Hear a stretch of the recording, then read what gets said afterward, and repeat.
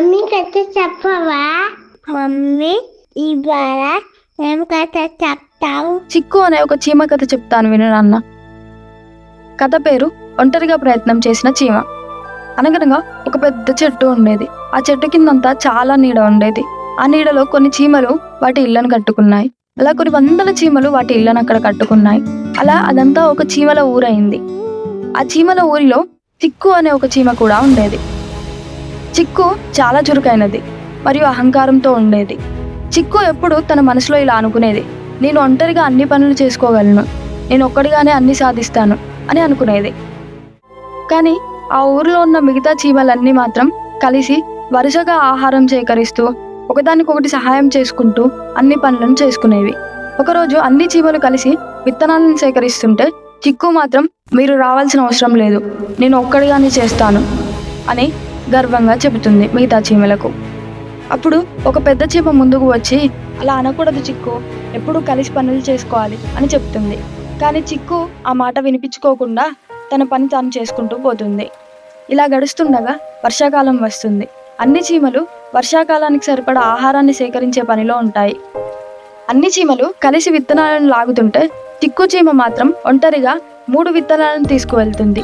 అవి ఎంత బరువు ఉన్నా చిక్కు చీమ పట్టించుకోదు, నేను ఒంటరిగా లాగగలను అని మిగతా చీమలకు గర్వంగా చెబుతుంది. ఇంకా ఒకరోజు బాగా వాన రావడంతో నీటి ప్రవాహంతో కొట్టుకు వచ్చిన మట్టి ఇంకా ఆకులతో చీమలు ఆహారం తీసుకువెళ్లే దారంతా మూసుకుపోయింది. ఆ దారిలో అడ్డుగా ఉన్న ఆకులు మట్టిని తొలగించడానికి మిగిలిన చీమలన్నీ కలిసికట్టుగా ప్రయత్నిస్తున్నాయి. ఇంతలోనే చిక్కు చీమ ముందుకు వచ్చి ఇలా అంటుంది, ఇదేమంత పెద్ద విషయం కాదు, నేను ఒక్కడినే చేస్తాను అని అంటుంది. అప్పుడు మిగతా చీమలు, ఇది నీ ఒక్కడి వల్ల కాదు చిక్కు, అందరం కలిసి చేద్దాం అంటాయి.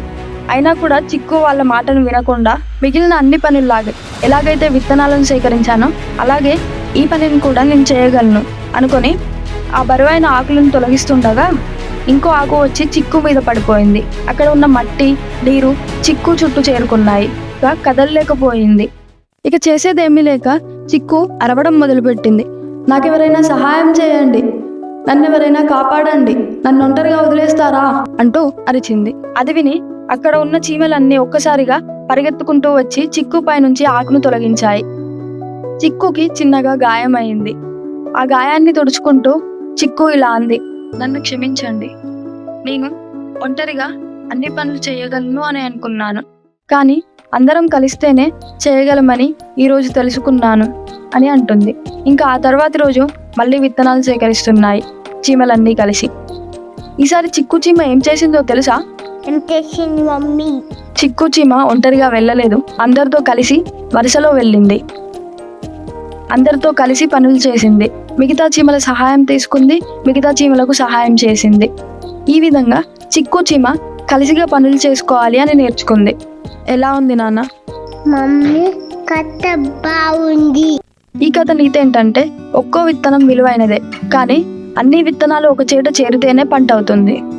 అలాగే అందరూ కలిస్తేనే పనులు చక్కగా అవుతాయి. మమ్మీ కథ చెప్పవా? చూడండి.